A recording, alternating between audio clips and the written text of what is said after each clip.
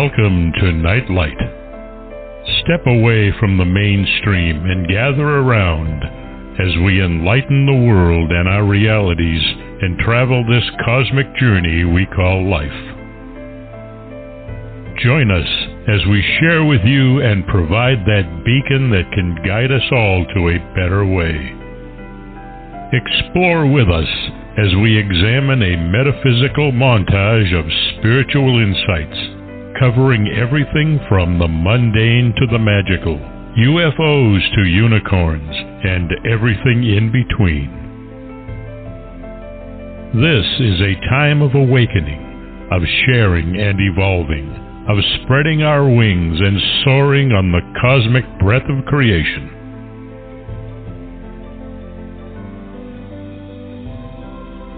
Come and join with other light-minded spirits as we weave our lights together to seek understanding, enlightenment, and with a little luck, some wisdom.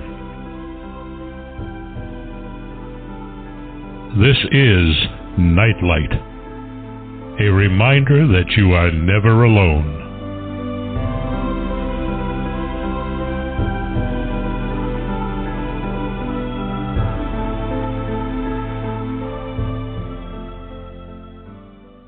Welcome, everybody, to Neon Twilight on Nightlight Radio with your host, Solaris BlueRaven.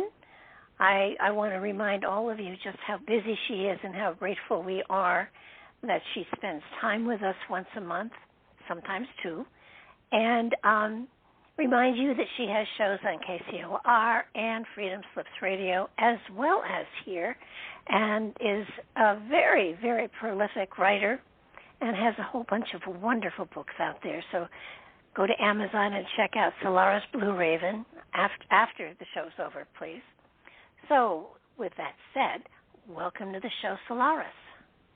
Well, thank you, Barbara. It's been a while, and I'm happy to be here with you tonight for another episode. Yeah, and we had a topic all planned, and those of you that have tuned in for it, sorry.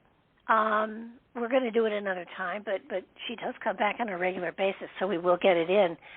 But this evening, we're going to go into a lot of the unidentified flying objects that have been identified as, weather balloons, cars, octagon shapes, all sorts of things that have been happening around the country, and the fact that UFOs are once again becoming very prominent in the news, and kind of wondering why and what's happening. And as an absolutely shameless advertisement, the fact that Ken Godsworth and I have just finished writing a book called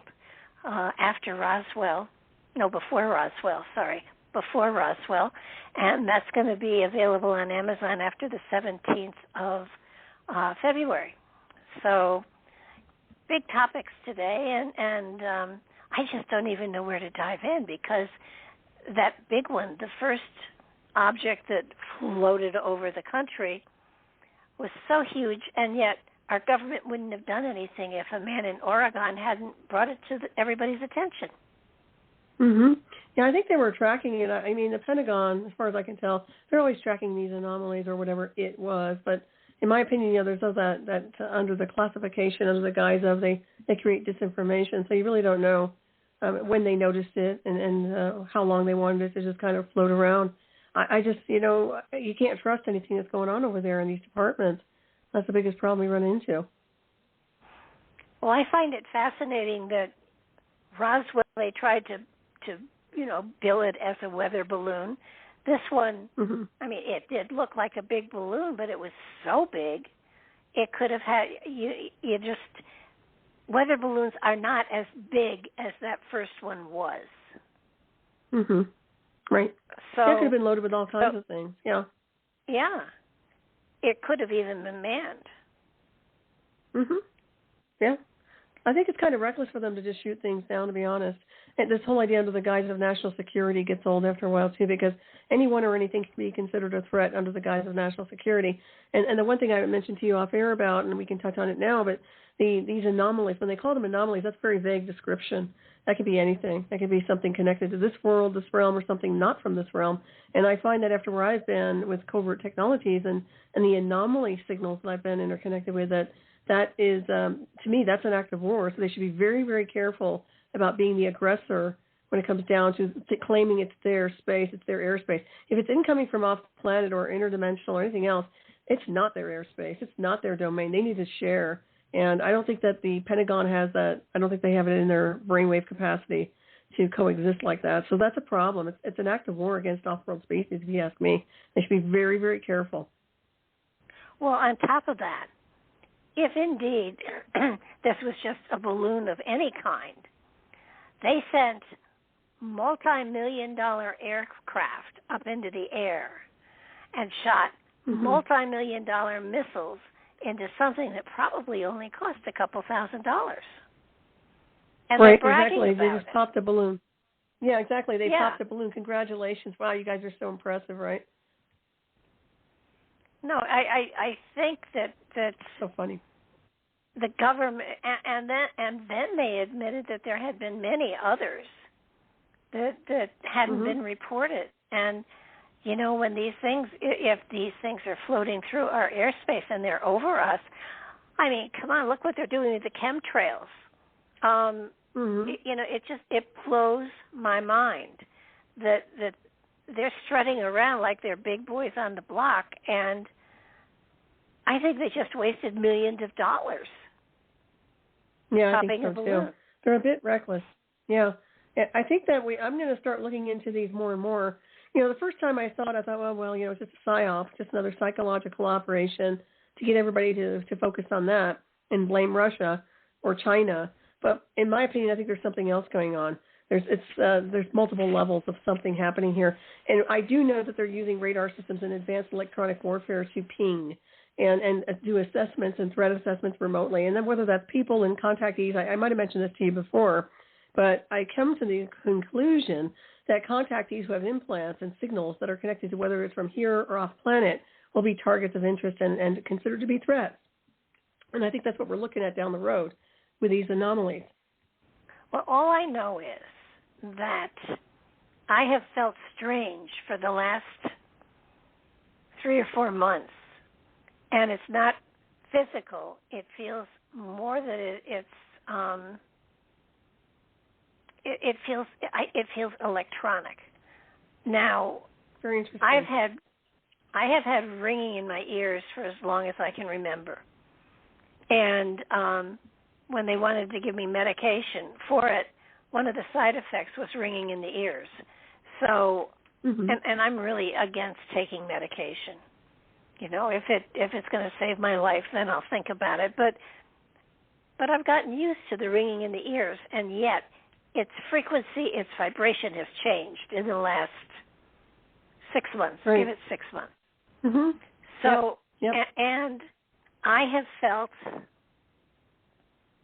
not bad, but as though I'm pressured for something. It feels as though there's a time clock ticking.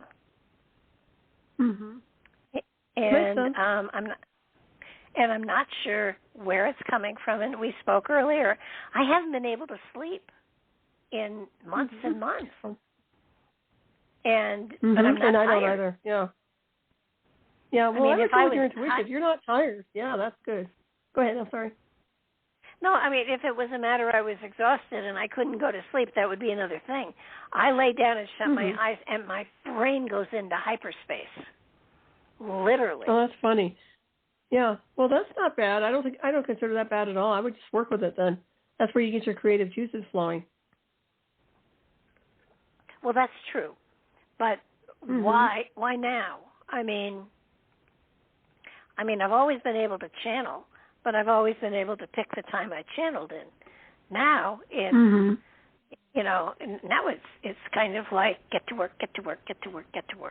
And, you know, I'm fine with getting to work, but there aren't enough hours in the day. There just aren't. Right. Well, maybe nighttime is helpful then. Can be more creative at night. Oh yeah, I'm a night person for sure. Mm-hmm. But so it feels as though this stuff. Somebody said, one of the conspiracy people, I forget which conspiracy it was, said that this was all to take our mind off what was happening with Hunter Biden, and that may be part of it. But I think there's more to it. I think we're being made more and more aware of what's up there, so that when the reality of it comes out, we're not going to be shocked. Now, one of the objects they shot down was an octagon shape. Now, that's not a balloon. So what was it? Exactly. And they were vague. Like I said, when they called it an anomaly, that could be many, many things. They know what it is, or they have an idea what it is. And in my opinion, even if it was something from off-planet or interdimensional, they would shoot it down because they're the aggressor. They do not like extraterrestrial intelligence. I know that. So you're dealing with an aggressive group of military right now, and this is why I say they're never going to make it. They can't even coexist with off-world intelligence. But what I do notice is that even if they're trying to prime the atmosphere for a PSYOP connected to Project Bluebeam, or where they want to control the narrative with UFOs, and at their terms, on their terms, it's always about them controlling. And my point is that, we've talked about contactees and extraterrestrial intelligence and my labs, and I know those are very real. So I think they're putting a war. I think there's a war on those who have been experienced in those areas, those who have tracking systems in their built-in in their bodies, whether it's implants, et cetera. And I think this is part of the equation. I think these guys are hunting with infrared. They're looking for targets, and they're taking down anything that's an anomaly. And they're a very dangerous group of military right now. In my opinion, I think that the Pentagon is out of control, DARPA's out of control, and they need to be shut down. And I'm just going to say it as clearly as I can. I find them to be out of control. There's something that's off the rails with these people right now. They're just reckless as hell. And the other thing I think that they're looking for, 23andMe and Ancestry.com, correct. All of the DNA, they're looking for people. They're looking for DNA structures. And I don't think they're looking for them to put them in, positions of honor. I think they're looking for them to get rid of the DNA they've got. There is a type of DNA they're looking for in order to eliminate. Right, it's a hybrid bloodline, if you ask me. Now, and I find that a lot of this DNA frequency, it activates through frequency, the DNA signature, and especially if they're not connected to this world, if they have more what I call the cosmic blueprint. So if you have more of your blueprint connected to off-world intelligence and your ancestry, then that will activate through frequency in different configurations of space-time, which they haven't even figured out yet. Of course, I give them a lot of information in my books, but honestly, I think that's what they're doing, and I find that we are targets of interest at times, and we are also their enemy. And I find this, that's just the way it is. I mean, I've looked at this more and more during the years, and I find this is what's happening here. It's a shame that this is going this route, but I find that they want it to eradicate. And what's going to be left, who knows? But I'm offended with them attacking my ships. I call them my ships in a sense of ships of light, okay? Not that was necessarily what it was, that octagon one. But the celestial beings are not hostile, and ships of light are not hostile. So you're dealing with whether it's orbs or spheres or whatever anomaly shows up in between space-time. They're friendly. They're not harmful. And for them to just say, well, it's in our space, we're going to shoot it down, how dare they? How dare they? I'm sorry. I'm so offended. You have no idea. And maybe it's because I'm on the side of off-world species. But I'll tell you, that's not acceptable behavior from a military. And that's actually quite childish and aggressive. But humanity as a whole is a very aggressive species. Mm-hmm. I mean, we're built for war. Everybody has an army. Everybody has military, whatever. But didn't the some species, didn't they help the Russians develop a lot of their military stuff? Von Braun. Are you talking about the Germans? Yeah. Well, the Germans, yeah, and you had supposedly with the Vril Society and a lot of others, they were able to communicate with off-world species and create templates and blueprints. I find that it's not unheard of, in my opinion, because we know how channeling works, and we can certainly dial into off-world celestial designs and blueprints and grasp, the information and reconfigure it here. So anything is possible as far as I'm concerned. I think there's always been that breakaway civilization, and then the breakaway technology, which went black. It went hidden. It didn't go away. It just went hidden, like we all know, just like MKUltra or anything else. So it's been existing simultaneously with this realm, although it's been controlling everything here. So, you know, you were talking about that early on before we went live about, you know, when are they going to expose all that?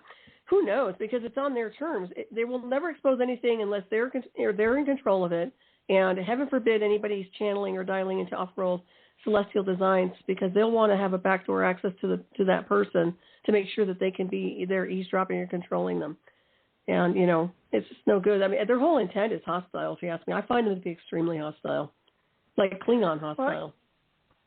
Well, and the thing is, it isn't necessarily off-world entities that are at risk, you know,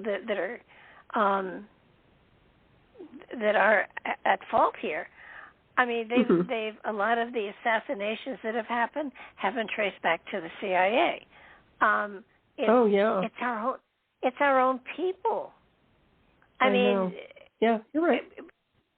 It's scarier what people in government are doing than the concept of contact with people, a species that is millions of years ahead of us. I mean, I don't see alien contact having anything to do with the military. And yet that's where this country is focused. That's where, I mean, the billions, the trillions that have been spent on military, just even in this country, and the money that has been sent to the Ukraine, at the same time putting the entire nation at risk because of food shortages, of the invasion that is coming from the southern and northern border now. I think I heard that 17,000 Chinese came across the border in the last 6 months. Oh, I heard about that too. Yeah, they're shooting down balloons, but they don't care about the border. Yeah, there you go. What does that tell you? I mean, you know, I wouldn't mind. I mean, I wouldn't mind if the United States became isolate and didn't have anything to do with any of the other countries and just took care of our own. I would be okay with that. Because, well, I think that's what they were trying to do when they went to Antarctica. You know, they were trying to get away from all this insanity. The breakaways. No, I totally agree with you. 100%. It's just, you kind of want to find an island and go to the island and put a bubble over it and sit back and watch the rest of the world go crazy. I mean, we have technology. Our scientists have discovered so much stuff that is kept secret from us that would help humanity. Now that's ridiculous. Right. Yeah, they don't want anybody breaking away. Yeah. Well, and they you know, they're trying to cull the population, and they're doing a good job. You know, war is the best way to cull the population, and that's what they're doing in the Ukraine. I don't know how many Ukrainians are still left in the Ukraine. And no, that whole thing is strange, though. The whole thing, that doesn't make sense. They're bombing civilians. Now, what's the point to that? We're being targeted. Look at the bioweapon that was released. You know, everybody seems to have forgotten about it. You know, the Psi virus, what do you want to call it? But, I mean, that's a bioweapons assault. Nobody was ever held accountable. I say it all the time. There was never accountability, regardless of who worked with who to deploy it. And yet we have all these people, all these monsters out of control. But you're right. We need to neutralize, and I say this in a nice way, all global military. There is no place for them with off-planet evolution. No place for them. We don't need their protection. Just like, you know, if they think we need bodyguards and military to get out there and play space domain, I'm sorry. You guys are out of your league with off-world celestials, and that's just not going to happen. We do need to reconstruct this country and this world, and starting with the military to shut them down. I'm sorry, but we don't need you. And I'll say that as nicely as I can. We do not need the military. Sorry, we don't. At this point, they've been the aggressor against the American people. They've instigated Psi wars and PSYOPs. The CIA has been overseeing all these national security sites and running nefarious mind control and psychotronic programs to harm and control and manipulate. Oh, no. That needs to end yesterday. And there should have been accountability. There was never accountability for these people. They torture people, they get away with it, they get clearances, and they get jobs with Space Force. Something's wrong with the picture. And now they're after anomalies, which is, in my opinion, a legacy to our cosmic heritage. I don't care about the balloons coming from China. I'm more concerned about incoming celestial that we invite, whether we invite them through meditation or consciousness or whether it's CE5, and how dare the military get involved. Well, I think I don't. No, I'm with you, but I think. Are you familiar with Skinwalker Ranch? Oh yeah. Mhm. Now there's a military base underneath there. They've seen ships come and go into that mesa. They have. I've seen videos of it. So the off-worlders don't have to. I think we've seen their shuttles because I don't believe that there are quote unquote air quote huge space motherships out there. I believe most of the stuff going on is interdimensional, but what we see are the shuttles, the craft that go between here and the moon, here and Mars, maybe, or maybe just in the solar system. But if they're going outside of our solar system, they're using interdimensional stuff. They're not using huge motherships. That's just ridiculous. Yeah, there's other ways to traverse the galactic neighborhood. Yeah, I mean, even my book on time travel about phase shifting by location and teleportation. I mean, there are so many different levels of it. Pick one, really. That's what it boils down to. But I think that the interdimensional thing, I think you have a point. But when you look and see what I've seen, what I've observed through all my years of observation and research is that a lot of these departments with access and clearances to exotic technology and ancient artifacts have just reverse engineered what they want as a version of, which means they can create their own version of extraterrestrial, which wouldn't be real, but it would be their version, like transhumanism, it's a poor man's version of something off planet. And that's what I'm seeing more and more of. So a lot of the time I think people are being fooled into thinking that it's extraterrestrial when it's actually a reverse engineered, even extraterrestrial being. So, and also psychotronics, I don't discount holographic programs and psychotronic projection systems, everything else associated. I think these guys are up to no good. And the reason I say that is because I know, and you probably know this too with your psychic ability, I have an ability to create things and bring them into space-time. I'm sure you do too. And that means that it's like you open up a Stargate, you open up a portal, whatever it is, and something can come in. Now, how many times have you seen people have pictures and it's not dust particles, but they're orbs, or there's intelligence to it, whatever it is, whether it's paranormal or something else. That's what I'm talking about. So we invite these, they're part of our ancestry. And I find that if we can confirm that what I'm talking about is actually part of that anomaly they're shooting down, they're in deep water. These guys are done. I'm telling you right now, by universal law, they're done. So let's hope that's not the case. Let's hope that it's some weird little whatever. But in my opinion, I smell rats everywhere with what they're doing right now. I think it's sanitization. They're looking very innocent, and I don't think they are. No, they've never been innocent. The Pentagon, the DARPA, never been innocent. Never. No. And I'm sorry I sound jaded, but I've been on the inside of these programs, too. And that's where I come from when I get kind of an edge to me. I know what these guys are capable of. I know how they work the operations and the systems and the technology, and I know how they went above and beyond to sanitize information, cases, and anything that can prove what we are, our cosmic heritage, but also the anomalies that we are associated with. So I think that this is a strange event. And they're trying to build something out of it. And you can tell every 2 days there's something going on. Of course, my state hasn't been affected, and yours hasn't been affected. So look at the target areas, too. That's very interesting, right? Montana, Michigan was over, I think, today. Yeah, they're mostly places with big military bases. Right. Yeah. I'm surprised Virginia hasn't been hit. Well, I'm surprised, too, because that's a hot spot. If you look up towards that whole area, Maryland, Virginia, D.C., the Pentagon, any place where the Pentagon's located, that's a hard target right there.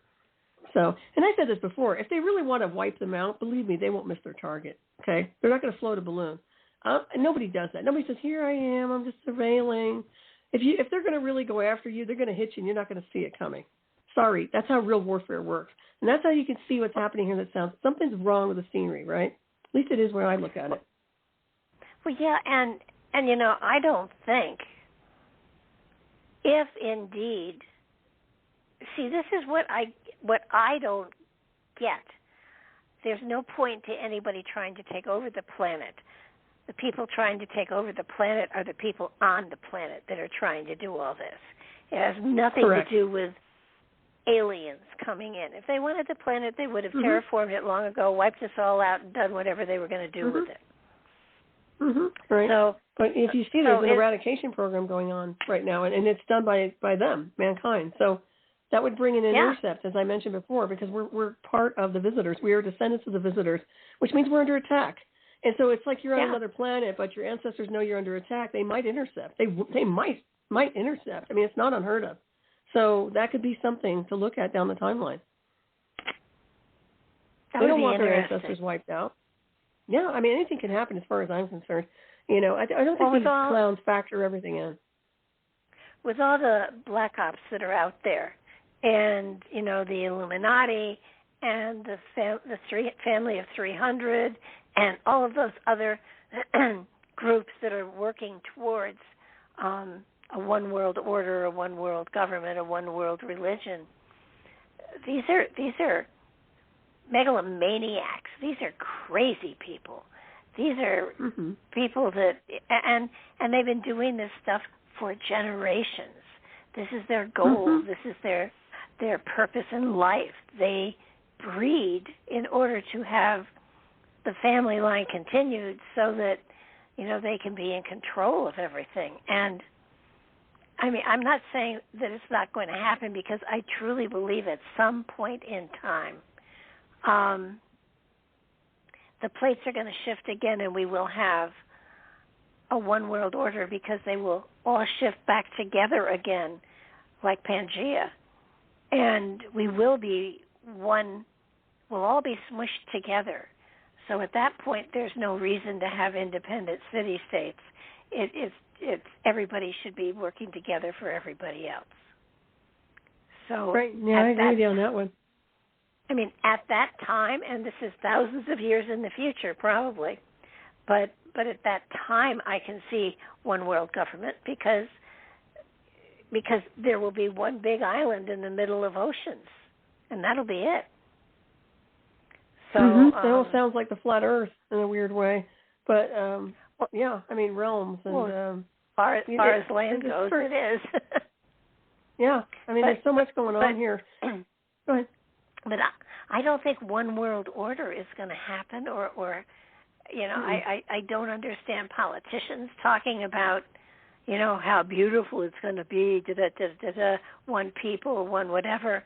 We're being invaded. Does anybody realize that? We are being invaded from the north and the south. Yeah, basically it's a takeover. It's a hostile takeover. Yeah, truly. Yeah. Even the military is co-opted. But when you think about it, these guys have had their heyday. I mean, a lot of these people, like John Kerry, for example, he's had his heyday. I mean, he's had access to all kinds of stuff. And what's it to him, you know, to watch collateral damage? I mean, that's the whole idea. The civilians are nothing. I mean, they're just basically, they don't treat them with any respect, and they're not civilians. That's the biggest problem. They mislabeled them.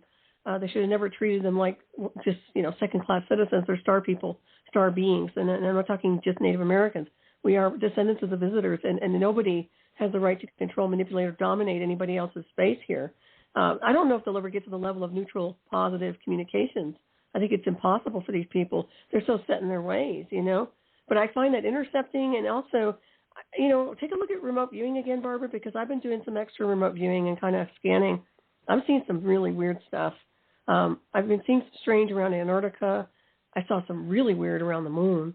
And I find that there's been some stuff with the Arctic, and I find, you know, even some of the things we're talking about with all these anomalies coming in through those areas, it's almost like they're coming in from the north. But I'm telling you, something big is going down, and being aware with your psychic eye, I think, is a really important thing right now. Well, Antarctica certainly, because that's some place I visit on a regular basis. There's there's a storm gathering, and I use the word storm because it feels as though they're going to start really manipulating the weather. And yeah, you're right. That's going to throw all of our crops off. It's going to cause famine like crazy, and it's going to wipe out small islands. And when I say small islands, the one thing that is really fascinating that I don't think people have understood, the island of Japan. You know how when you look at the United States, and if you drill down, we are in essence we are an island between two oceans, but our foundation goes all the way down, miles and miles and miles. The foundation of Japan looks like an upside down mountain, and easily it can be destroyed so it would sink into the sea in a heartbeat. I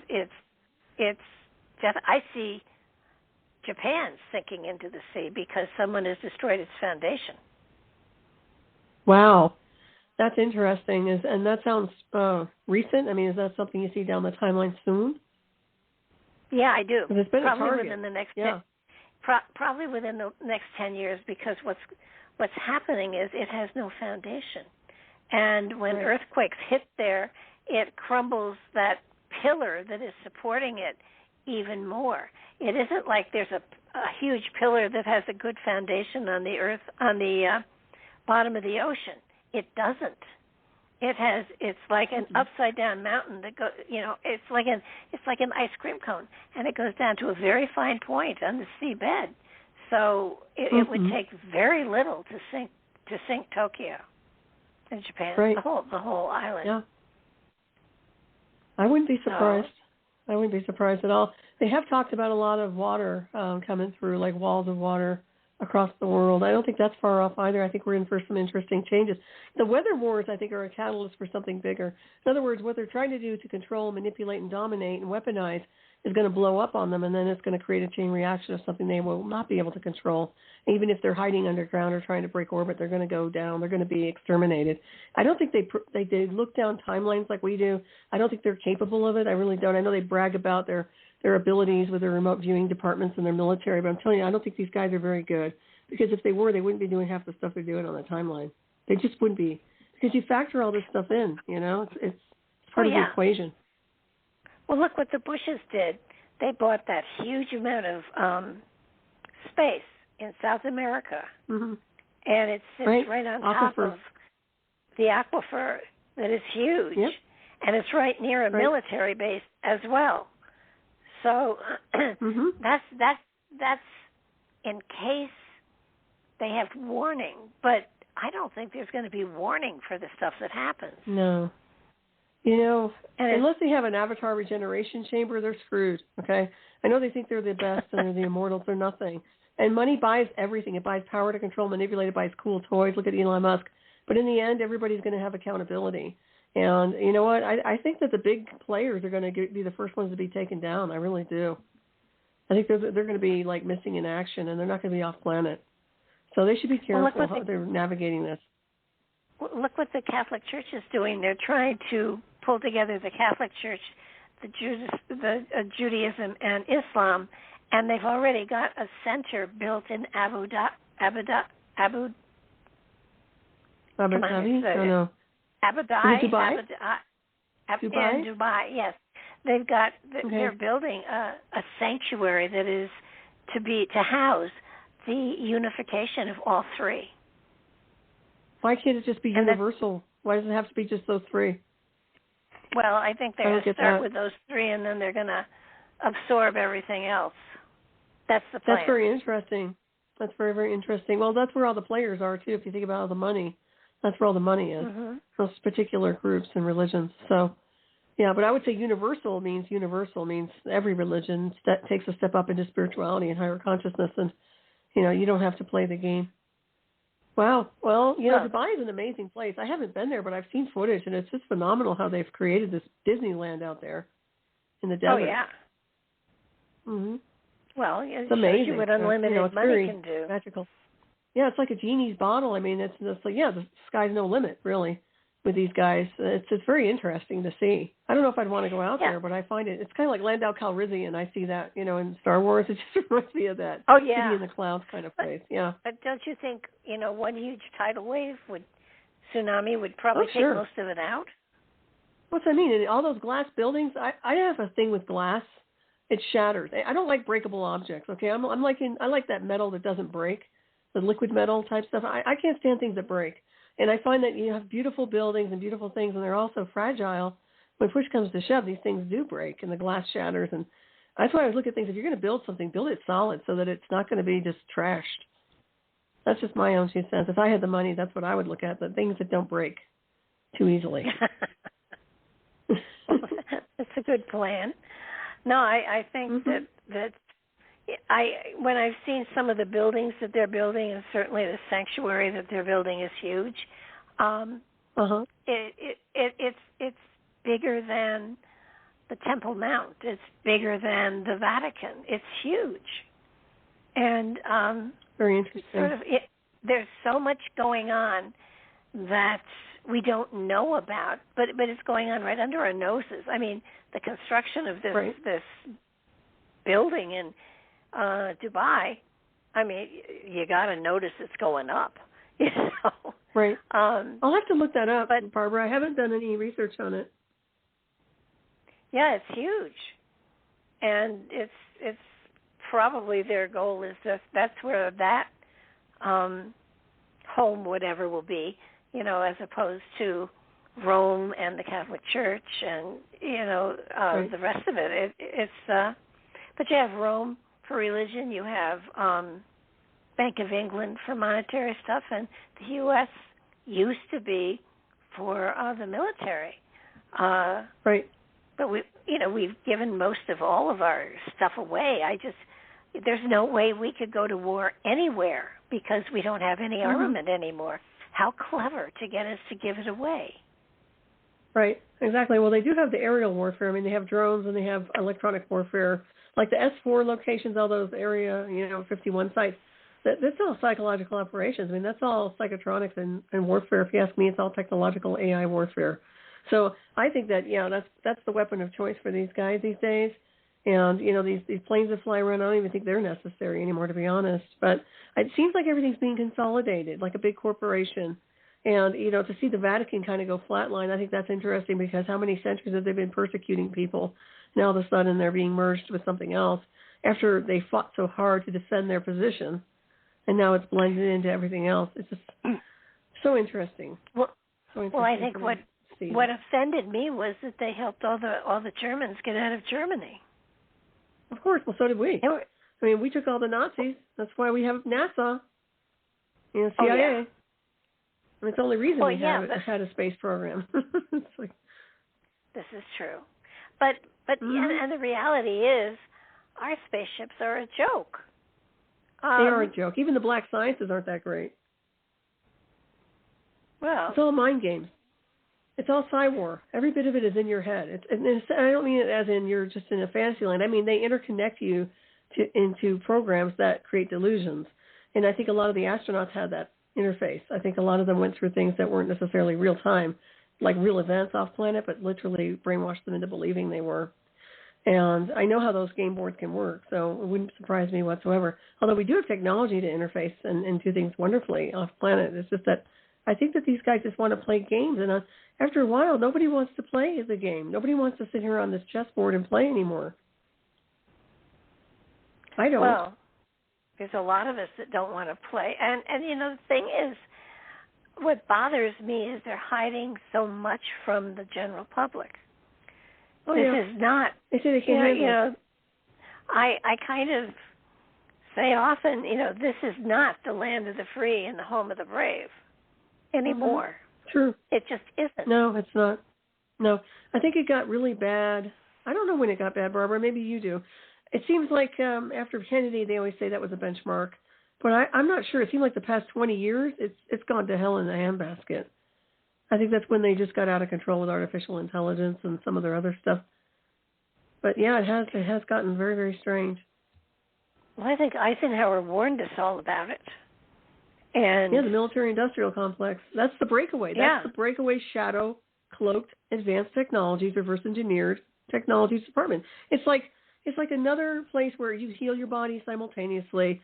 You're immortal for 1,000 years. I mean, you have free energy, 0-point energies. Everything that we are trying to get here is what they already have on this same terraform rock called Earth. That's what cracks me up. They've been living here all along with a better world and under our noses, and nobody knows the better. And this has been going on before you and I were even birthed in the illusion of this world. It's so sad. It really is. It's such a disservice. Look at all the lives that have been lied to. They live here. They die here. They'll never know the better when they leave. That's a huge war crime to me. I mean, that's the worst crime you could do to somebody is to deceive them through their entire life. That's a horrible thing to do to someone. True. Well, it is. I think it is. It changes your philosophy as to, what's the spiritual purpose and, is there one? Because they are not spiritual. No, there's nothing connected to source with them. They don't have any connection to off-world celestial designs or blueprints. They're what I call indigenous, entity-controlled, and empty. And the only time they have any type of fulfillment is when they're interconnected with electronic command programs, which is like a synthetic god. That's not creator source. That's just a program. And I get it. I've been interfaced with technology too. But it's still, there's an emptiness here on this world of these people. And it's kind of like, okay, you can live like that, live and let live, but don't shut everybody else down. Don't shoot our celestial spheres down or whatever is out there in orbit. The military is like, oh, they're hostile. They're in our airspace. They don't know that. They're programmed to respond like that. They don't know that. I'm sorry. They don't. So, and you do wonder, how after death, the spirit certainly withdraws, and the spirit then is able to have access to everything and realize what the school was like and That's right. what it went through. And you just, it feels like the Earth is not destined to be populated. It's destined to be a way station. Yeah, I call it a station. It's in my book, 1 Million Miles to Midnight. I don't know if you remember Al Bielek talking about the future when he looked into the timelines and he saw the future world. And he saw what was no military, a very small population, all run by artificial intelligence on this world, so to speak. And I don't know, it always stuck with me. It always kind of haunted me because I see it like that too sometimes. I think if anything survives, it's not going to be organic. It's going to be a very small group of people that live efficiently with artificial intelligence running the show, but not controlled by it like mind control. Just everything's automated in a very simplistic way. So we'll see what the universe has in store, but I think they're on a really bad track right now. I really do. I think there's recklessness everywhere, and that's probably why we don't sleep, because I don't sleep much. No, it's just it's bizarre. I was telling somebody the other day, I put my head on that pillow, close my eyes, and suddenly I'm wide awake and my brain is going top speed. And It's like, oh, for heaven's sakes, I was a little tired, but now I'm wide awake. And it's to the point where I actually do get up and work. It's sort of like that's good. There's no choice. And you're productive with it. Well, there's no choice.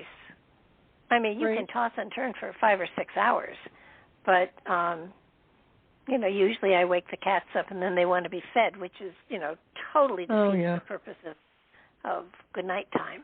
So yeah, that's like my cats, 3 a.m. and they're wanting food. I'm like, no, this isn't happening. Not at this hour. I'll freeze them in the kitchen, stalking me.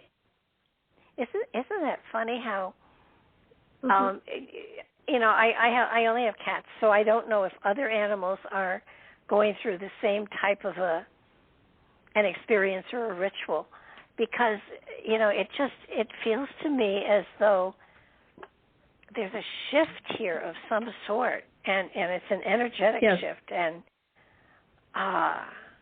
it's very exciting. I'm excited by it. But it's good. A shift. It's a shift nonetheless, and you kind of wonder, okay, if people don't have sensitivities, if they don't have understanding of synchronicities and all of that stuff, if they don't, if they are not spiritually inclined other than church once a week, how do they handle it? Right. They probably take meds. They probably just take stuff to help them sleep. They're lulled, if you ask me. Huh. I think a lot of people are. I don't take anything. I never took drugs or alcohol, and I don't take stuff to help me sleep. And I don't know. I think that there's just a different brain chemistry with a lot of us. It could be. But there's definitely something. But here, I have too much air traffic to really rest at my house. And like I said, I sleep with the EMF shielding all the time over my body like a mummy because I can't stand the air traffic and these planes coming over my house. They're just too nefarious. There's too much weird going on with that. Is that new for you? No, it started over a year and a half ago. I think I might have mentioned it on the show before. But, yeah, this has been going on. And like I said, I got hit with radar twice. I think I might have mentioned this, or maybe I never did. I mentioned it on my show, but about a year and a half ago, I got hit twice when I was walking my dog Lex. And the first time they hit me with a radar, it's like I got blasted and disoriented. I literally almost crawled in the house, and I was out of commission for a week with vertigo. I don't know how that affected my dog, but I know I was not functional. I couldn't even drive my car, and I knew I got hit with a weapon system. That was the first time. The second time happened about several months later, and it wasn't as severe vertigo, but it was the same kind of thing. And I realized that this is part of their radar system. And then they started the airplanes running over my house, right? Then they did the air traffic and the signals and the pinging. And then it was running interference against the tech that I have built into my body. So I used to call and complain to the FAA and say, hey, you guys need to get your air traffic away from my house. I said it's literally making me ill. Of course, I didn't go into the details of why. But nonetheless, this has been going on. That's why when I started seeing what they're doing with their radar-enhancing programs that are connected to what they're doing right now in the military, I'm like, oh, you SOBs. Because that's what they've been doing to me for over a year now. So this isn't a game they're playing. These guys are hostile. They consider us hostile, but they're the hostile aggressive and aggressors. Now they said that we've always had these balloons going over us and everything. I don't remember ever any notice of that before. Mm-mm. Is it that we must have noticed them, but we didn't do anything about them? So why are we suddenly shooting them down?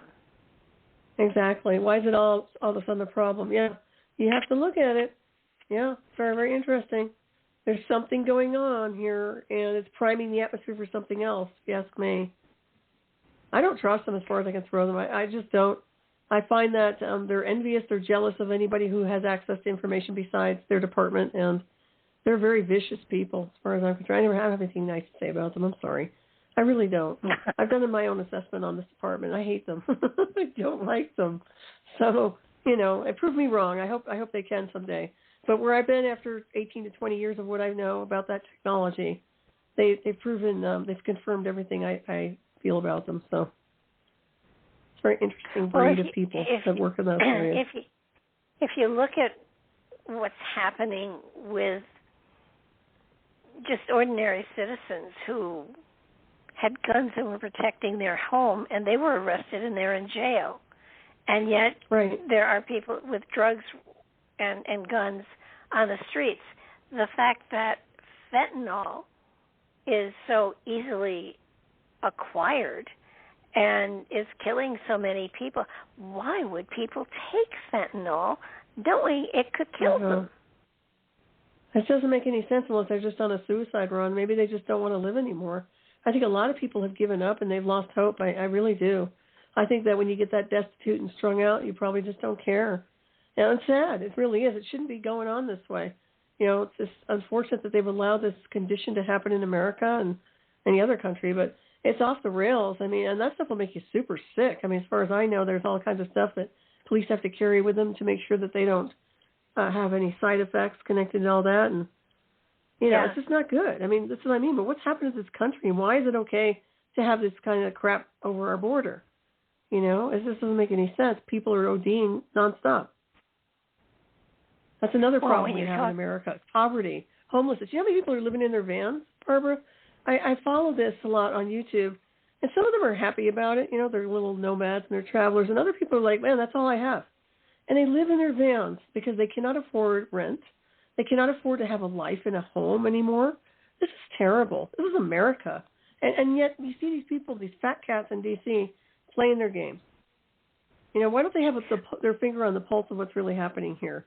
And they don't. Well, I think not at all. What really bothers me is that they are more concerned about people who are coming into our country illegally and where they're living, and not doing anything about the homeless that are here that are American citizens. Exactly. Now there's something very wrong there. And the military, the retired military, they aren't taking care of them either. And so it's sort of like, you know, how can you justify what you're doing when there are so many people that are citizens here that are suffering to the degree that they're suffering? It doesn't make sense to me. I mean, if we had a great deal of abundance and everybody had a home and everybody had food and clothing and shelter and we had excess, then absolutely share it with the world. But my goodness, they're putting all of us I mean, I'm a single person and I don't eat, you know, gourmet. I am paying $700 a month for food. Oh, that's outrageous. Well, I can understand that because every time I go to the grocery store, it's $300 a pop, and I don't buy anything. I mean, I'm like, what did I buy? So I understand. Yeah, so, and a lot of people are on food stamps right now, but you know that's another thing. Some need to be on food stamps, and some don't. Some are just milking the system. So that's another thing. I saw a lady in line with groceries. She had 2 carts, and they were both full. And she was wearing a mink coat. She had diamonds on all fingers. And when they got done checking her out, she pulled out the food stamps. Isn't that disgusting? I'm sorry. Why isn't somebody doing some sort of investigation on that? It's okay if they're poor and they need it, but people like that who don't need it and are milking the system, I have a real problem with that. That's terrible. Yeah. Well, and you know, with these grants that they made to businesses, they didn't even know where the money went, and so many people got the money and didn't use it for what it was supposed to be used for. Right. And they didn't check up on it or anything like that. They just, you know, thousands and thousands of dollars, and it went for cars and homes and all sorts of things where it was supposed to be to pay their employees so that their employees could keep working. I mean, isn't that crazy? It's stupid corruption, and why did they just do that? All you had to do was, you know, say you were a business, and they'd give you as much money as you asked for. I never got any money. I got nothing from that shutdown. I'm bummed out, actually. And actually, they owe me restitution for the crap I've been through in 2004. I'll never see any money. But isn't that interesting that these people do? And I've seen that. I saw a lot of people going after loans after the shutdown. I never figured that out. Like, what do you do? Why do you need a loan for? What is it about? And yeah, I think it's a lot of scamming. And apparently they don't care in D.C., you know. So unless you're some sort of a conservative American who loves your country, and then you're on a list, and then you don't get anything, and you get attacked. So. Yeah, well, I mean, I heard a report, and whoever was interviewing the person said, well, are you going after the money? And they said, we have no way of knowing where it went. Well, and they don't track anything. They're so incompetent. My God, they're so incompetent. How can they not know? Well, and I don't know, but, you know, I got, you know, the $2,000 thing, but I had to declare that as income. Oh, yeah. I mean, it wasn't a gift. They don't give you anything. No. Actually, the Treasury Department owes everybody, if you ask me. I think that they should start forking over some cash for all the stuff that everybody's had to go through. You know, honestly, it's just the ripoff has to end somewhere. Well, are you aware of who we owe the national debt to? Well, I know we owe everybody, don't we, at this point? Is it just China or who? No, it's us. We owe it to ourselves. Oh, yeah. Well, that makes sense. Yeah. It's not a foreign country. Why we could forgive it and start from scratch. Well, I think that we should do that, actually, and I think everybody should start off being a billionaire. I think everybody should be rich. I don't believe anybody should be poor. And if they want to do that, everybody gets a fair share of a lot of money to have a beautiful whatever they want. And let's just work it on that level. That's what I would do. Why not? Well, you know what the problem is, though? The problem is that there are people out there who will cheat. Yeah, and that's true. You haven't. I mean, I once said to somebody, laws are wonderful, and if people are law abiding, it's great. It keeps everything running well. Unfortunately, not everyone is law abiding, and they do whatever they can to cheat. And the cheaters make it harder on those that are trying to be valid and well, that's truthful. True. That's like our system. It's honest. Yeah. Right. It's a lawless system, though. You look at for example, our whole judicial system. It's lawless. It's laws out of lawlessness. And right now, there's so many laws on the book they don't even have any value, and it's criminal. Everybody's so criminal in those systems. You can't even go with them anymore. This is what I mean by you have to scrub the whole thing. So, yeah, and unfortunately, it ruined it for everybody else who was trying to abide by a law of some kind. But it doesn't matter how good you are and what a good person and citizen or whatever you want to be. They'll find a reason. If they're corrupt enough, they'll find a reason to take you down.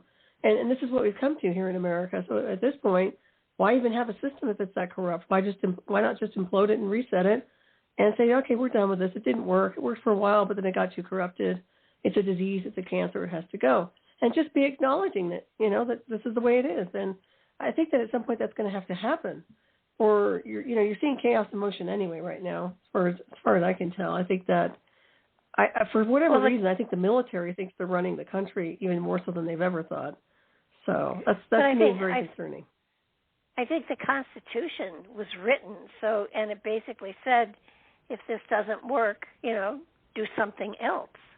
And the problem is, you have people in Congress and the Senate who vote themselves raises and, if you serve so many terms, you get your salary for life. And who can afford that? That was not the way the system was. That's not the way the system was supposed to work. No. They were supposed to, they had originally term limits, but no more. And now you've got people there who are in their late 70s, 80s, and maybe even older. And frankly, they aren't sharp enough. It isn't that they aren't good people, but they aren't sharp enough to understand what's going on. And they're just in there because they can be in there and they have a job for life, if people will reelect them and stuff. But, Pelosi's gone. That's a good sign. Finally. No, she's still there. She's just not speaking. Well, isn't it nice, though, not to have to look at her every day with her mouth and her slurred BS? And I'm happy that she's not constantly in the limelight. So. Well, she's probably happy, too. Well, she's made a lot of money. I'll tell you what, man. She's got a lot of bucks now being in that, that position there in the corporate government. So, we could do with a reconstruction right now. Well, I think she had a lot of tax advice from her husband, and they did well. Sure. Well, he also had his own weird going on, so they're dysfunctional people. I mean, my goodness. It's so sad to see people like that are so dysfunctional with their own lives trying to tell everybody else how to live. It's kind of like, really? Have you looked in the mirror? Have you, But, crazy. But, this is what I don't understand. It's now common knowledge that the FBI and the CIA have corruption there, and yet nobody's doing anything. So, all right, so now it's out in the open. We're crooked, and it's sort of like how far down do you have to cut it to get to the people who are honest?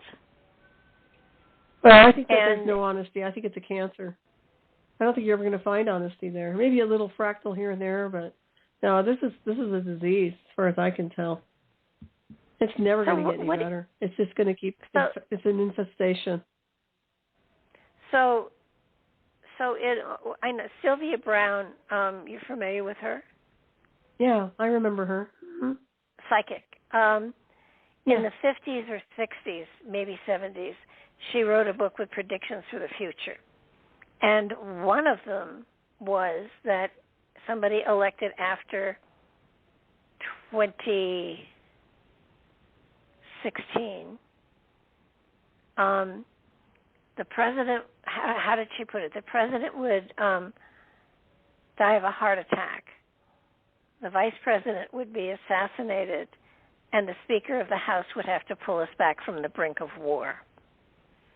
Now, she also predicted that the government would fall and be reconstructed as more of a committee than a person at the head and stuff like that. It would be more of a committee. So, and, you know, at the time that she wrote it, you know, I thought, oh, this is silly. You know, this could never happen. Now I'm looking at it and saying, you know, that would be better to have a committee running the country rather than, I mean, the president is not, I mean, theoretically he's got power, but I don't think he does. He's not running the country. No, it's the House and the Senate, you know. I mean, well, the committees, I think you have to make sure who's on that committee.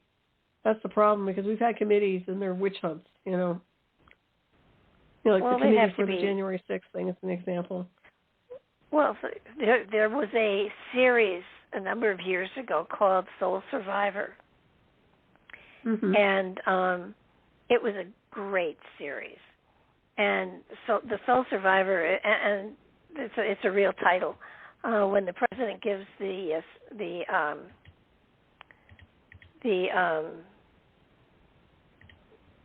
speech he just gave, the status of the nation. State of the Nation, yeah.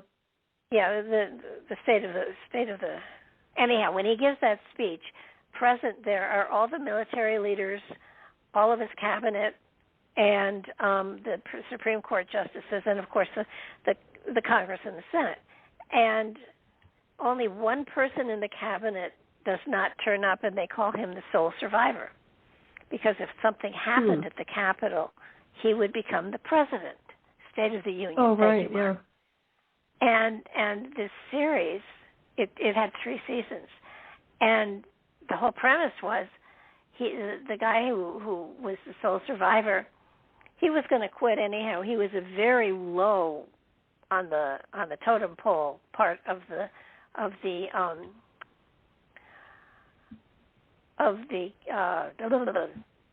here I'm drawing a blank, of the president's cabinet. He was the one that was chosen because he was the least important. And he's standing on the phone, looking at the Capitol, talking to his wife on the phone, and the Capitol building explodes. Oh, wow. And everybody is killed, and he has to put the government back together. It is a great series. It's a good, it was the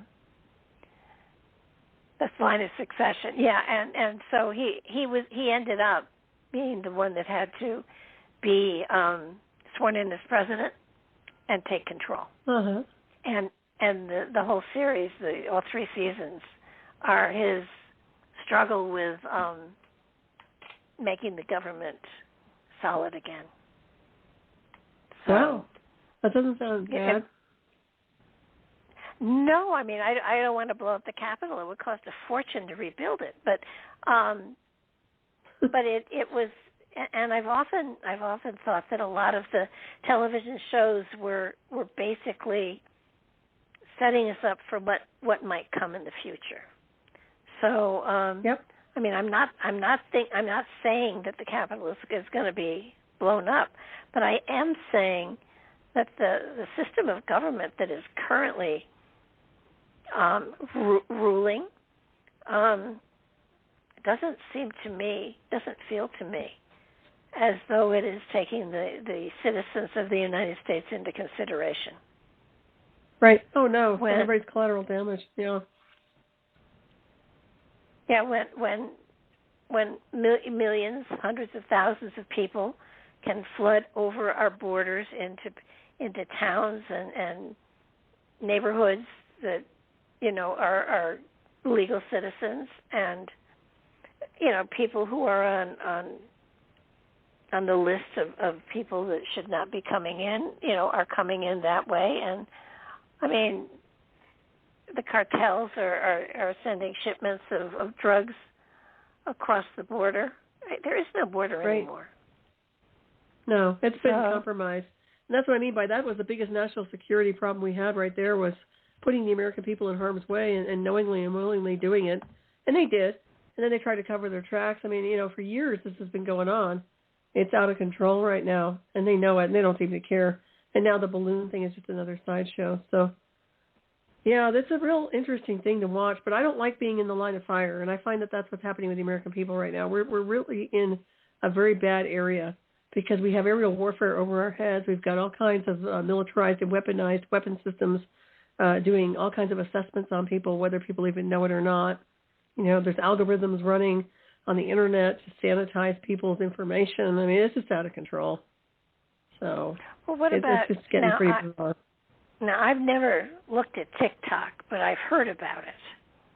And they feel that the Chinese are gathering information through that. I mean, I don't think we should be paranoid, but I think we should be aware.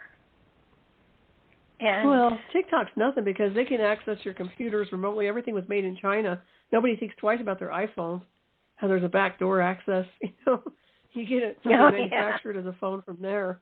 I mean, we have all kinds of stuff. They've always had access, and in my opinion, I think they've always been shaking hands under the table with the United States, so I don't think there are any secrets. And what's there? I mean, a bunch of stupid kids, what are they going to data mine, really? There's nothing intelligent about TikTok, if you ask me. Not in America, anyway. It's just stupid. Once in a while you get somebody intelligent, but no. And I don't watch it. So. But I think the kids are being brainwashed. Oh, yeah. And they're terrible. And when you look, yeah. And when you look, now, I'm an ex-school teacher. And when I look at what's being taught and how it's being taught, I'm horrified. Well, I mean, sure. what they're teaching our kids in school, and all of this stuff about transgender stuff and stuff like that. Holy moly! I know. Confusion. This should not be happening. No, it's anything to create scattered behavioral patterns and confusion, not knowing thyself, confused identity, all that stuff. It's all psychological operations, if you ask me. It's unnecessary. It's an imprint that they're using to control, manipulate, and run a narrative with, as far as I can tell. And the people that are doing that, I mean, there's a small majority of people that do change their sex, but I don't think it's a big majority of people that do that. So once again, it's been blown up and out of proportion. And now it's just ridiculous. And who cares? I mean, if you want to live your life a certain way and you want to get yourself changed, well, do it when you're 21. But these kids need to have some kind of a life and then make their own choices, just like getting a tattoo when they're older, right? Or having beer or something, or joining the military. I think there should be some kind of an etiquette in association with age and making weird decisions, So right now it's trendy, and that's very concerning to me. It's like the National Enquirer. It's trendy right now to be part of that community. It's not going to be trendy about 2 years from now. Actually, it's not going to be trendy at all. So people should be careful what the trends are. That doesn't stay. It's used as an agenda right now, and it's working great. Unfortunate. Really is. It is. But yeah, it's very. It's like it's like Jerry Springer. Each week it gets crazier by the minute. Yeah, I just television and movies, and they aren't even entertaining anymore. It's kind of it's you're looking at propaganda, and even the news stations. The news stations have me just blown away I just all I can think of is, do these people know what they're saying, or are they just reading a script? And I think that's something that most people have to understand, that news stations used to actually have news reporters, right? People that actually check their stories. And even the newspapers are crazy. I thought the newspapers used to have to, in order to print a story, they had to have 3 unrelated supports of whatever story they were writing. And if they didn't have those 3 different sources, they couldn't publish the story. And now they don't need anything. They can just make it up and they print it. Yeah, it's exactly. Scary. I think Obama signed a law connected to that where they could literally use propaganda and lies in the media. I think that's what happened. I can't remember what it was called, but if I'm not mistaken, there was something to that effect. And that's why they started with this full-on lies and deception. And they don't care. They're getting a good paycheck. They don't care. Disinformation, it's just lying is their way. And lying to me is like, no. That's why I don't trust anything I hear or listen to unless I do some thorough research on that. And especially coming from people in the Defense Department. There's no way I trust Pinocchio over there. So, yeah, it's pretty weird. Well, I'm very aware that there are groups that want to take over the world. And I never thought that the U.S. was one of them. But I'm beginning to think I always did. Well, I always thought they're greedy. I thought, and I've said this often, it used to be you had the guys that wear the white hats and the guys that wear the black hats, right? Now everybody has a gray hat. Yep, one shade of gray. Yep, that's so good. It's a gray world. And it's sort of like everybody is out, for themselves, to be the strongest, the bravest, the most powerful. And then you have the little countries that are being swept under the table. And one of the things that I think I reported when I did the forecast for this year was that not only countries but states were going to change their borders. And definitely seeing that with Ukraine. And, I don't know what's going to go on here in the U.S., but I have a feeling that, some states are going to be blended together and some states are going to be broken apart. California, I think, is going to get divided in 2. Yeah, it seems that way, doesn't it? Yeah, I would see that, for sure. Whatever's left of it. I mean, when you think about, those cities that were shining examples of whatever, I mean, you had San Francisco, you had Los Angeles, you had New York, and I mean, my granddaughter is looking at colleges, and I flipped out when they said she was looking at NYU. And while the school may be perfect for what she wants to get into, the environment is nowhere where I want my granddaughter. And I think the other one she was looking at was USC, and that's right in Los Angeles. And I don't want her there either. I'd like to put her in a box until she's 30, actually. It's too bad that these areas have gone to hell in a handbasket. That's really what it boils down to. Even San Francisco used to be a nice place, and now it's a cesspool. And you have rich people, and you have people in poverty and drug addicts, and in New York City, the crime is off the rails. Well, it's not as bad as Chicago, but it will be sooner or later. And I used to live outside of New York City, and I would go into the city often. And while it was very crowded and lots of tourists and everything, my mother always said, pin a $10 bill or a $20 bill to your undershirt or whatever, just in case somebody steals your purse or whatever. And right. And now it's, carry something, carry mace, carry something. Oh yeah, a bat or worse. Yeah, no, it's definitely it's aggressive. It's scary. It's hostile. Yeah, people have to be really aware. Yeah. Yeah, it's I don't know if tourism is picked up or what in New York City, but I know in California it's frightening. And when I used to see the people on the street, I'll work for money, please give me food, all of that stuff, I'm seeing it here in Nashville. Wow. I'm seeing people, the some are veterans and some are just poor people, but they park themselves at the big intersections and, ask for money. They're not as bad as the windshield wiper people, but they stand there and they wave at you and they hold a sign that, I'm hungry, please help me eat. And, it's you feel awful.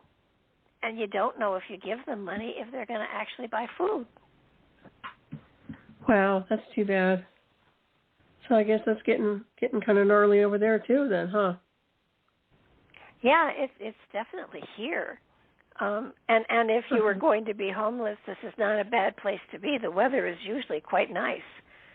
So,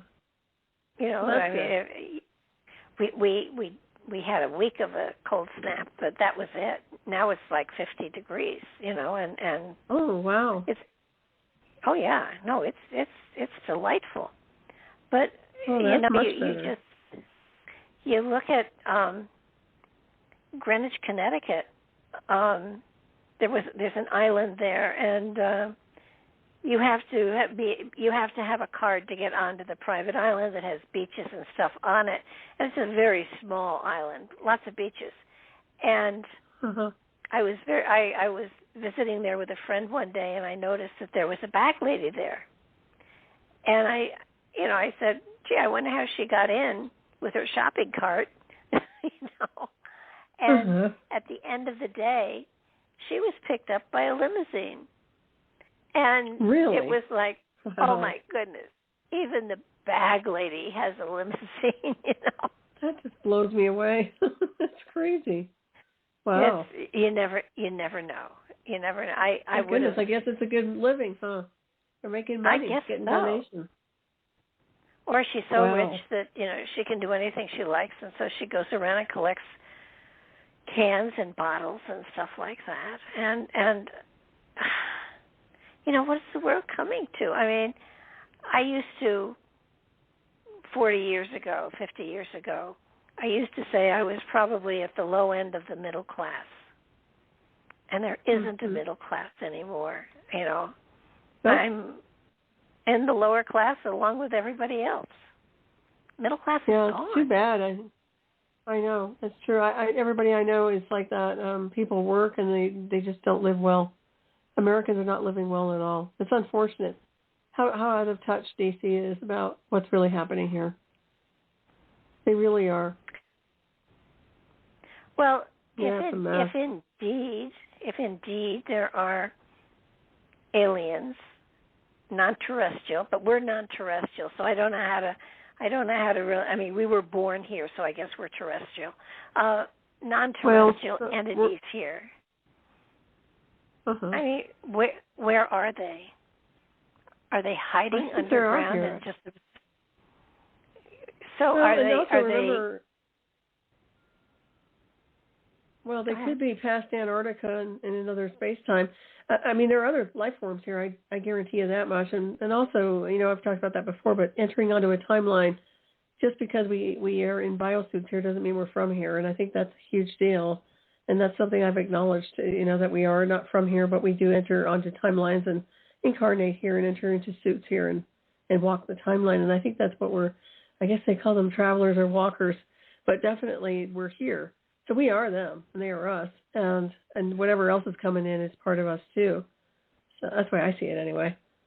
I think they are quite visible, and that's why they're using infrared, by the way. They're using all kinds of special lenses to detect certain anomalies right now. I don't think that's an accident. That's like night vision, you know? Yeah. I have had lately, probably the last 2 weeks, what it feels like a fold over with another timeline that is, I believe that there are multiple timelines that go on at the same time. Mm-hmm. Yep. And I have caught signs of what could be me in another timeline, in another element. And it was really funny because it happened earlier this evening. And as I was coming through a door, I felt that wave of a little bit of vertigo, and I looked down and I saw one of my cats going through the door, and then she wasn't there.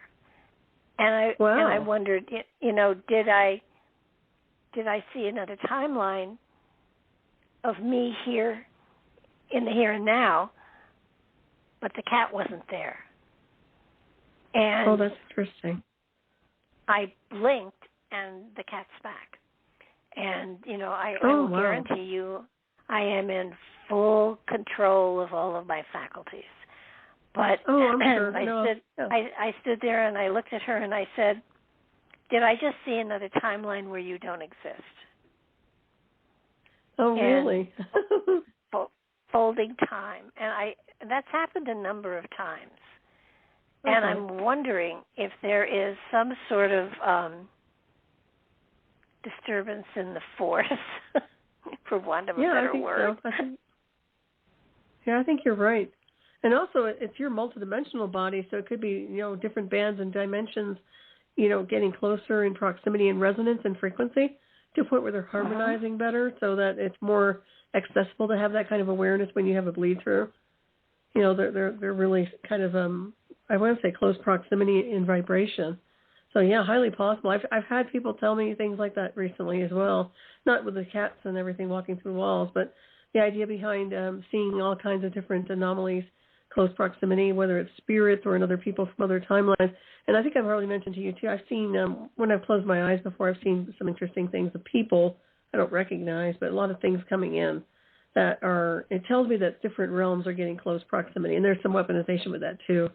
So yeah, I think that there's all kinds of interesting stuff happening here.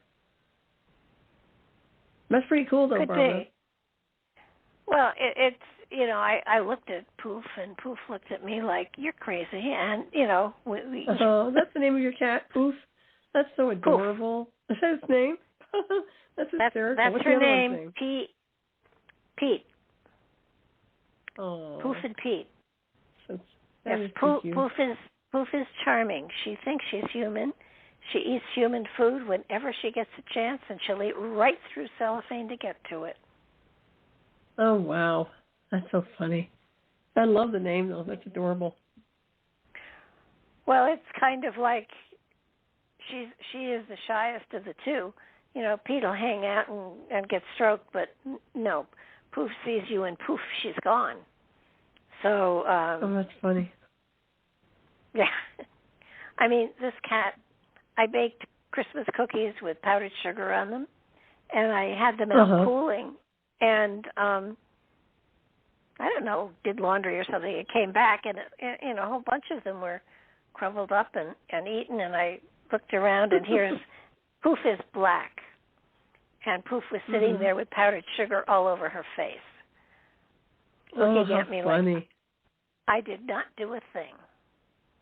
Oh, that's hysterical. She will eat anything. She likes tomatoes. That's too cute. Tomatoes, aren't they toxic for cats? Maybe not. I know they are for dogs. Oh, she'll bite holes if there are 3 of them out to get, you know, riper. She'll take bites out of all 3. Oh wow. I had a group over, and I had brie cheese that was on the counter in cellophane, coming to room temperature. And when I went to plate it, there was a huge hole in it, right through the plastic, all the way down into the center of the brie. And I looked at the thing and I said, $24. I unwrapped it all the way and put it upside down on the plate and served it. Oh, wow. Too expensive. Too expensive. Everybody, nobody knew, and they all ate around it. But it was kind of like, that's too much money to let go like that. But as long as it wasn't poisoned, you're good. Nah, no. I find that the cats are staring at. There are a lot of shadows that walk through here, not ghosts, but shadows, and it feels like it's past history stuff. And the cats will watch somebody or something walk across the room, and it doesn't spook me out. It doesn't scare me at all, but it's kind of like nice to know we have company. But that kind of energy is picking up. There's a lot of stuff going on, and I don't know. And somebody made a comment the other day that while the Earth always wobbles, the axis of the Earth wobbles, in the last 2 weeks, the center of the Earth has stopped wobbling. Right, I've heard that too. Huh? I've heard something to that effect too. I heard that in the news. Yeah, in the news. So that whatever energetic comes from the wobbling of the Earth was in disturbance or even non-existent for at least a couple of weeks, and I think that's part of what has been going on. So, yeah, how they possible? And a lot of the Native Indians, First People, whatever they're called now, the medicine people have been speaking about how the Earth, the stars are off. They're wobbling. There's a wobbling that's going on in the heavens. So I'm wondering if the spin of the Earth has changed, and and all of us, because we're used to the Schumann energy, and all of us who are attached to it are feeling this fluctuation in that energy that used to be so constant.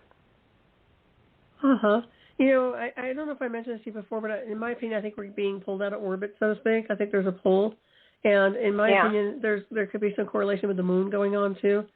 So there's some things happening there. I've been looking at some weird on the moon lately, and I've been seeing things in a different perspective. But it's interesting because I do think there is definitely a change in the field. Some of it's weaponized, and some of it is just a lot of anomalies that are kind of merging in. If you look and see what's been going on in the pseudo-solar system, which is questionable, but we do have a lot of strange events happening simultaneously. I mean, we have all this chain reaction of events happening with different planets, and how Pluto lost its atmosphere and this, that, and the other. I mean, if you take that for what it is, I find that, we're just kind of having a resonance effect as well.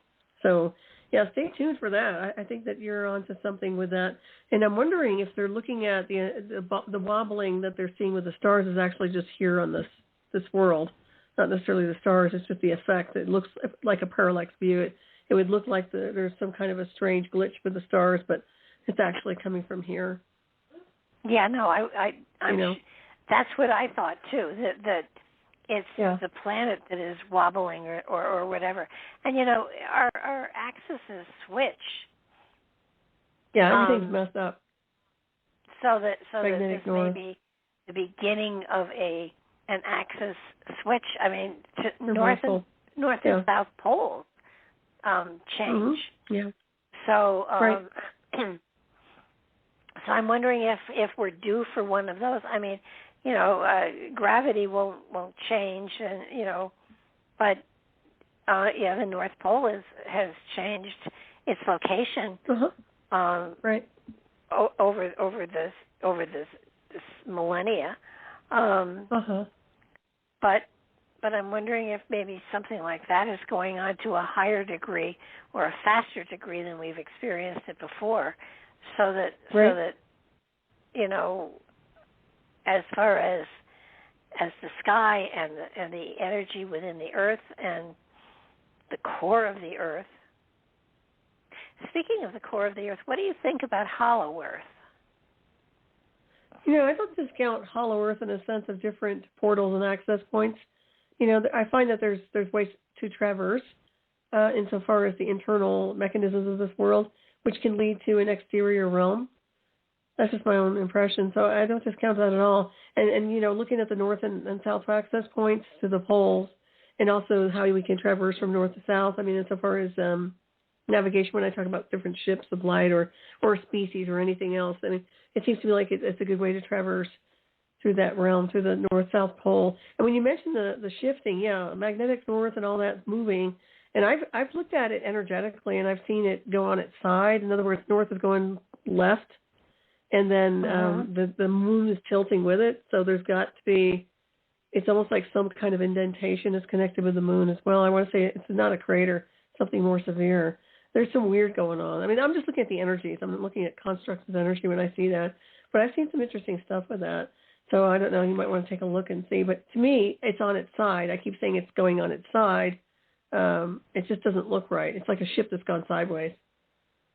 Well, and as far as the moon goes, I read something the other day that the moon is drifting away from the Earth a quarter inch a year.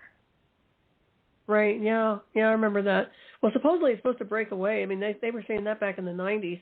And technically speaking, it doesn't come from this configuration, so technically it shouldn't be here. In my opinion, I think it needs to go.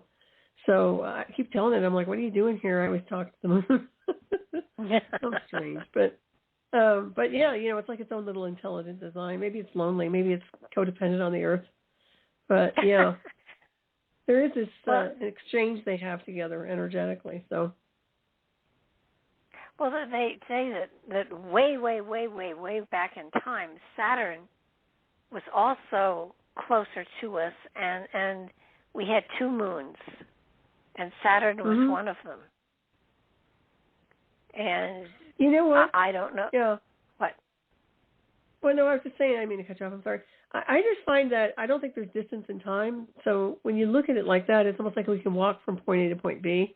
And in my opinion, if we were to go to the right location in Antarctica, we'd be able to see a lot more than you realize and see these worlds eclipsing, not necessarily what Saturn is. But I'm telling you, there are other worlds so close that we could literally walk from point A to point B. It's like you're walking down this access point, and then you go into the sphere. I mean, it's another civilization. I just know it's there. I know it's there. I'm sure you've remoted, and I know we've talked about that before. But when you know it beyond a shadow of a doubt, it's almost like an obsession for me to get out of here and also get the route activated to a point where we can go. And that's what I get. I guess I have a problem with what's going on with the military right now, is because I want to leave. I want us to be able to traverse the galactic highway. I don't want national security bothering us anymore. We are star beings. And I find that that's going to have to happen. So whether we come up with a treaty or we come up with something to get them to stand down, that's going to happen soon. I really believe that. What I find so crazy is that there are groups of people that believe that we signed a treaty with aliens from another world. Now, why in the name of heaven would anybody from another world who could traverse space want to sign a treaty with earthbound people? It's kind of like what does God do with a starship from Star Trek? Yeah, but they wouldn't do it. And that's what I mean by that whole thing was a psyop, if you ask me. I actually think it was the German Fourth Reich that created the Psy War with Eisenhower and really did some mind messing with these people and put that in there. That's the agreement. So the quote-unquote extraterrestrial treaty, in my opinion, was the Fourth Reich. That they considered them extraterrestrial. That's just my own theory. But I'm telling you, it makes more sense because no off-world species would say they wouldn't. The best technology we have in our own Defense Department and globally is nothing compared to off-planet. So why on earth do they think they can run the world or anything else? No, they would never sign a treaty. I guarantee you that. But as star beings, we have to come up with something to get away from these people because, in my opinion, we don't belong here. And I've said that a billion times over. We do not belong here. And they don't belong entangling us in their drama. or their heaviness or their inertia or bad karma or whatever else that is they're trying to pull out of their pockets, you know. And believe me, they have. They've been draining our life force. I mean, they've been draining our psyche and our energy. Think about all the psyops. You're talking about the disinformation in media. Well, think about how that pulls on the energy field in your pure light. You know, it's just ridiculous. No, it's true. Well, but it doesn't make sense to me to think that people would think that somebody who can do interstellar travel or interdimensional travel or whatever it is would sign a piece of paper. That doesn't make sense. No, that's not treaty. Well, look what they did with Antarctica. They're all trying to be down there with their treaties. You know, you know what I mean? They're all sitting there trying to stake territory because they know. I mean, so far as how there's access points down there in other space-time. But, you know, still, that's not acceptable either because it's concealed from everybody else. And it's our heritage and legacy they've been hiding from. And they've been hiding that information from us. Yeah, there's a Stargate there for sure. Oh, I know. There's jump points there. I know where they are. I can guarantee you, if we were to do an expedition, I'd tell you right where it was. You probably know, too. We know how to get out of here, okay? And it's not like you have to do a whole lot with a spacesuit. That's what pisses me off. I'm like, you know, I wish there would just stand down, military, just bug off. I'm so sick of them. Yeah. I've never been so confident in my life about what I know about that area. So it irritates me. But yeah, I mean, that's home for us. I mean, when you think of how much money has gone into the development of weapons instead of peace, instead of healing, instead of getting our food supplies better. I mean, it's just, and you know, the original, sabotage. we were originally going to talk about relationships and spirituality, and I look at everything today and I say, where is the spirituality? Where is... Right, it doesn't exist. Yoga it does. Class, I mean, there are people who are invested in spirituality and understand how it enhances things and how to use it and how to help other people with it. But you know, you don't want to have a leader, spiritually speaking. I mean, look what we did with Jesus, for heaven's sakes. We killed him. Right. So anybody that has that kind of a power is not going to come out of the woodwork and say, here I am. I have the power to help, to nourish, to, you know, heal. They dissect them. I mean, I had a boyfriend a long time ago who said, you should be very careful about what you do and what you say because there's a stainless steel gurney waiting for you and they're going to want to dissect you. And if you don't die fast enough, they'll help you. And, I think there are some insidious people in this world, no doubt. You know, when you think about that, too, with the Jesus syndrome, I mean, the whole Jesus thing, it is interesting because it's like they wanted to make a statement by bastardizing what the master frequency was of Christ, and they utilize it with the church, for example. I mean, the whole idea is, he's on the cross and he dies, and, you know, and I've said it before, it's not about that. It's the transfiguration of the atom. The message behind that is more of it's very symbolic. In other words, it's alchemy. You can traverse the galactic highway. You can change at the molecular atomic level. You don't physically die. You transmute alchemically and change it from light body to Merkaba. And they didn't get that part. They never incorporated that into the religion. And what do? You go every Sunday to the church where they tell you how this person suffered, and that's what it's about. And that's what they're saying is like, if you step out of the box, this is what we'll do to you. And that's not what the mystery school taught. So once again, all this stuff has been such a disservice to anybody on the spiritual path. You know, it's just amazing to me. Well, maybe that's part of the journey of this lifetime too, to sort of bring the message out and put it in front of people, and you know, kind of say, you know, think of this, you know, consider this, and right. Nobody with that kind of power, if they're here, is making themselves known. So it's baby steps. It's this generation is you know, hoping to bring awareness of the power that you have inside of you, even though you're not using it, and the spiritual focus, peace and love, not war and killing, and take care of your fellow man, for heaven's sakes. And this territorial thing is ridiculous. Look what they're doing to the planet. I mean, well, that's what I mean by eventually. I think they're just so expendable. At this point, they've proven who they are, what they are, and it's like they're not worth anything. And I've said it before, they have no value to the cosmos. I don't mean that in a negative fashion. I'm just saying it's an analysis, and I'm right. They don't have any value. I don't know why they think they're so special, and they just think they're all propped up, but they're nothing. They're absolutely a speck of nothing. And the beings who are here are like little sparks of light, little fractals of light, but they're worth more. They're like reflections of the stars in the heavens.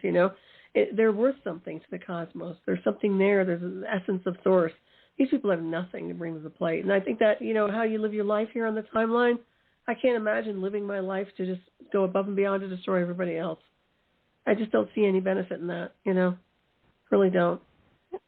No. It's crazy. And under the guise of their jobs or their security clearances or whatever it is that they get paid to do, that's not an excuse at all.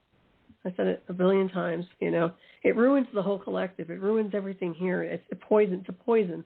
It's a non-transmutable poison at this point. And yet, I think that it's a matter of time, and not in my lifetime or possibly yours, that even the knowledge of the fact that there are other consciousnesses out there who have been around us forever. I think with the book that Ken and I did, at the very end, I said, I find it ludicrous that we're spending millions of dollars sending rockets with messages on them to introduce us to other humanoid type consciousnesses, and we're shooting them right past those that are right there already and have been circling this planet since the beginning of time. Well, and another thing is, how do we really know they did that? I mean, how do we know that really went? I know it sounds like conspiracy, but do you really know? I mean, it just seems so fake. And Carl Sagan was great. I loved him, but there was a lot of psyop with him, too. And even the movie Contact, I think, says it all. In the end, what did she do in the end? Was it a psyop? It was a psyop. It was a guy, stringing her along into a covert program to pretend she went somewhere, which she did, but she did go somewhere. My point is that it was all psychologically driven. And I think that's the spin that they put on everything with their NASA, with all these different space programs, and then CIA and everybody else. And that's factored in, so you can't take it for what it really is. But you're right. We have a true connection. We're not disconnected from any species or source or anything else. So why do we need to send all these fake little devices out there to pretend? We're constantly interfacing, and that's what they hate. I'm telling you right now, that's the threat is our capabilities and what we can do that leaves them in the dust. It leaves their whole Defense Department in the dust. And I'm telling you, man, that's why I say I would like to see the day when they close that department down officially. Well, the trouble is, if they shut that one down, then somebody else will step in to take over. That's the problem. Well, that's the point. Space Force, and now it's corrupted. It started off as a good department, a good idea, and now it's no good anymore. Now they're just as bad as the last group. So, what are you going to do? Got to get rid of them, as far as I can tell. I don't want them messing with my airspace, and I certainly don't want them in my electromagnetic field, tampering with my technology. That's not their technology. It's mine. I made that very clear to them. Well, obviously they aren't listening.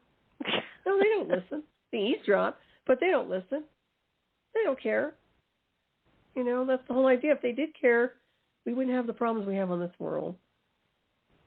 So. That's true. That's true. Yeah, but we'll have to do some more assessment and see what else they try to blow up the next 24 hours, because it seems to me like every time I turn around, there's an anomaly floating around. So heaven forbid you start shining bright as a light body into a Merkaba, and then have this geometric signature on you that they lock in on and say, oh, we can't have that. We'll have to neutralize it. It's a threat. I'm not kidding you. I may sound like I'm joking. I swear to you I'm not. That's the kind of witch hunt crap we're dealing with right now with these divisions. Oh, absolutely. And what really is amazing is, our government is looking into things. I mean, some of the things they're looking into are very important. I will not deny that. They have committees that are talking to people, but they're not doing anything about it. They've got Biden's computer. They've had it for years. They're not doing anything about that. We've had people that have created treason against the government, and they're still walking around out there. I mean, and then there are innocent citizens that have done nothing, that have been arrested and put away without benefit of trial. So that, right, you can't tell me that this is a free government type place.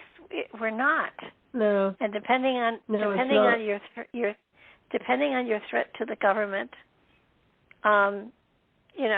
Lord knows, you and I could be picked up tomorrow and put away someplace in solitary confinement for the rest of our lives. Well, I always say no free shots. It's not going to work out. It won't happen. Even if they try, it's not going to succeed. No, they've managed to ignore people, but look at what they did to Tesla. Oh, I know. No, I get their message. I get it very loud and clear, believe me. But I'm not going to be intimidated by it either. So, like I said before, I know what's going on with our true space time. So for that, I look at them as nothing. I don't care how much they threaten or what they try to do, and I think that people should not comply with the bullying that's going on here. This bullying, this strong arm crap has to cease. It should have ceased a long time ago. That's the whole problem, and nobody stood up. They were too traumatized, or they're too much in the dream world, and nobody's paying attention anymore, and they're too fatigued now and too tired to fight. So it's kind of like people really need to switch it on and understand. And I think education is the biggest part, but the education is about multidimensional awareness and not just linear. And that's a huge stepping stone for them. And once they realize and they see as a spy bird, then they'll be able to look at everything from a different viewpoint and perhaps change the atmosphere. But yeah, no, it's just these guys have been bullies for too long, and it's just no good. So, and I get very protective over my our star family. I call them star beings. It's like a dolphin. You don't want them weaponizing dolphins and whales. And if they're trying to shoot things down that are anomalies but are harmless, but they consider them a threat because they're in the airspace, that's a problem. That's a very big problem. I want to address that big time. Don't you think that it's strange that 4 things in the last week have been shot down by our government?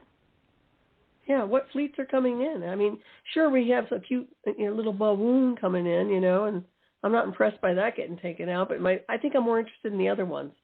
The things that they're not really talking about that seem geometric or something a little bit more, something different, something a little more different. I'm more interested in that. And we need more details, and of course, under the guise of national security, they don't disclose that. They make the call. They don't tell anybody why. Well, that tells me that they have enemies off planet. That's all there is to it. I'm not going to say it's China. I'm tired of blaming other countries. I think there's something bigger happening here. And also, did you see the article about Antarctica where they saw there were a bunch of fleets or something going on? A lot of movement with Antarctica once again. I don't know if they were types of anomalies or if they were just regular fleets. There's something going on, though. I think there's movement.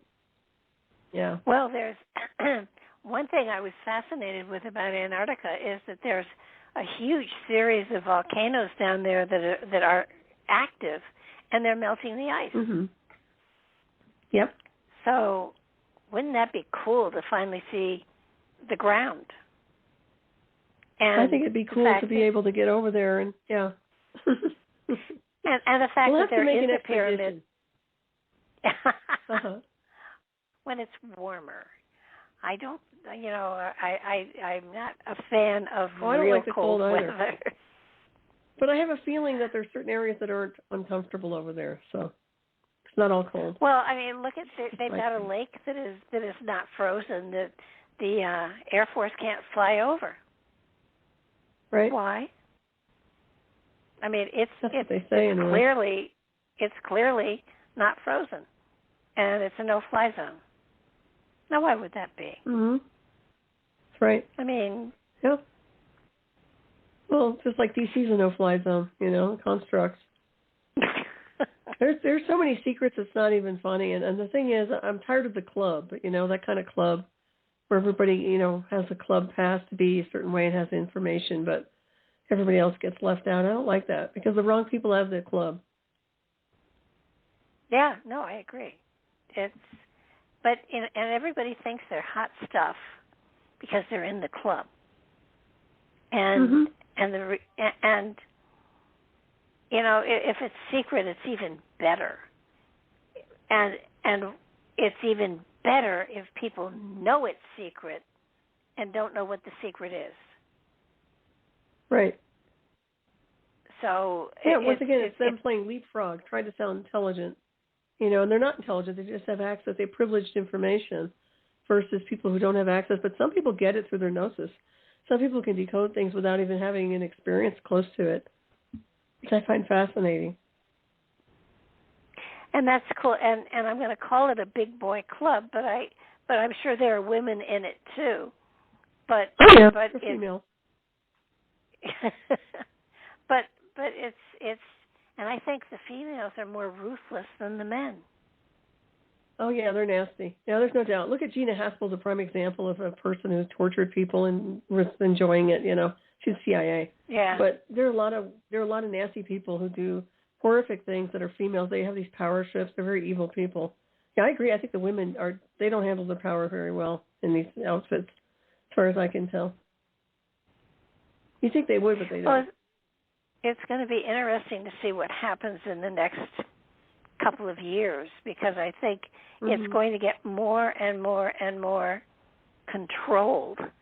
So we're going to, and Mark typed in something a while back. He said, I wonder how long YouTube will let this show stay on the air.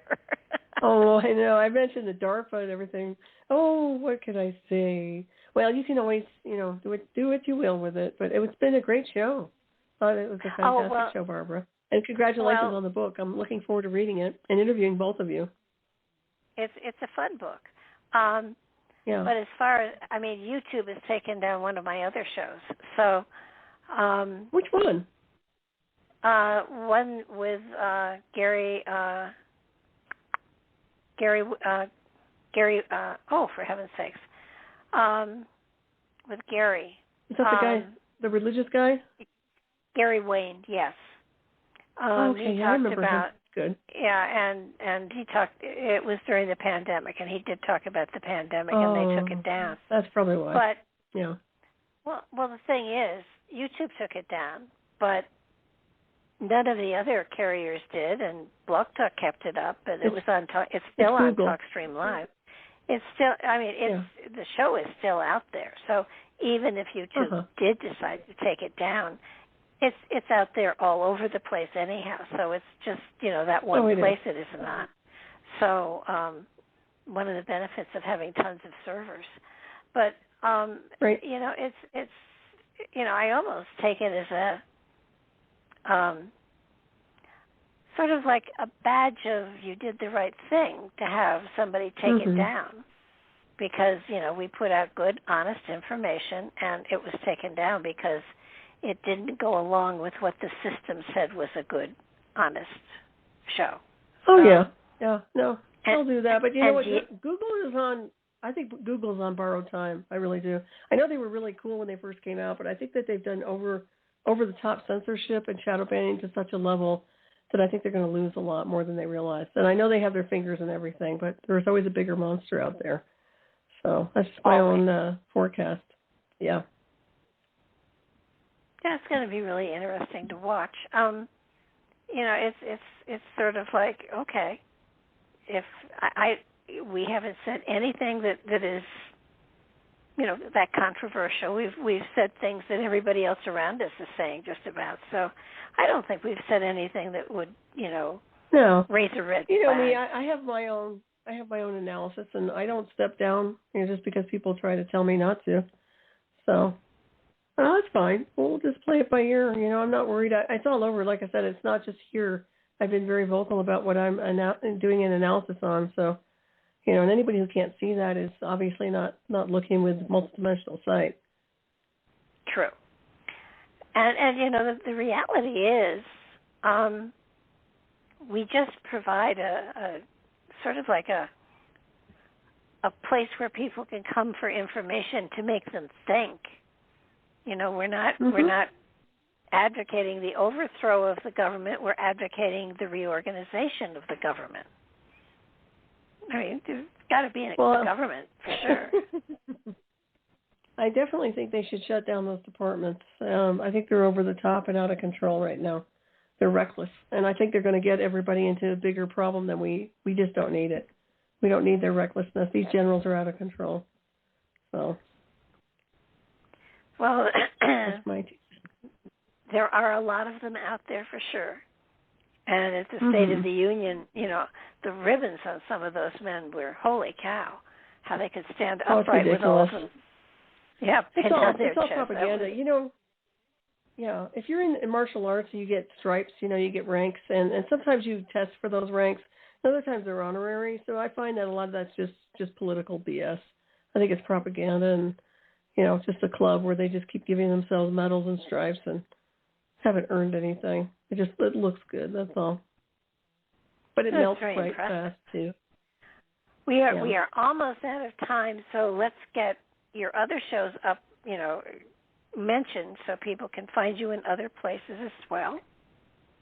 Well, thank you, Barbara, and once again, it's been wonderful to be with you tonight on Neon Twilight on the Nightlight Network here. And my show's Hyperspace on KCOR, 12 midnight Eastern Time, 9 p.m. Pacific, every Friday, and then Saturday I have Raven Star's Witching Hour on freedomslips.com, Studio A, 12 midnight Eastern Time, 9 p.m. Pacific. And thank you again. This has been an awesome show. I always look forward to our conversations. Next time we'll have to touch on the relationships. Yeah, we'll do that unless the government has done something strange. With the two shows, do you cover the same type of material, or is it different types of material you go into? It's pretty similar. Actually, I think they're very parallel to each other. I think they are on a lot of different levels. I think on Revolution Radio, things are a little more uncensored. You know, they're just open, you know, but they're the same on Hyperspace. But I think it's just a little bit more intense on the other station. But yeah, no, it's the same. I have similar guests, so yeah, it's fun. You're a busy lady. Is there a new book coming up? So are you. I don't have a new book. You just beat me to it. I have the two books that I just put out a couple months ago, but yeah, hopefully I'll be able to interview you both on my show, Hyperspace, and we'll get that scheduled in, and that would be fantastic. Looking forward to that. That would be fun. I like doing other podcasts because I don't have to do any prep work. That's right. Everybody takes care of it for you. Yeah, and it's really cool. So, I will look forward to our next last Sunday of the month is when we aim at. So, let's hope we can hit the last Sunday of the month and do relationships and spirituality because it's a great topic. Okay. Perfect. Well, I'm looking forward to that. I am too. I will talk to you again soon then. Okay, thank you, Barbara. Good night, everybody. Thank you, and good night to you, too. Okay, everybody, thanks for joining us. And I have another show coming up on Tuesday, and I think Mark has one on Wednesday, so do check the website and make sure you join us. Have a great evening now.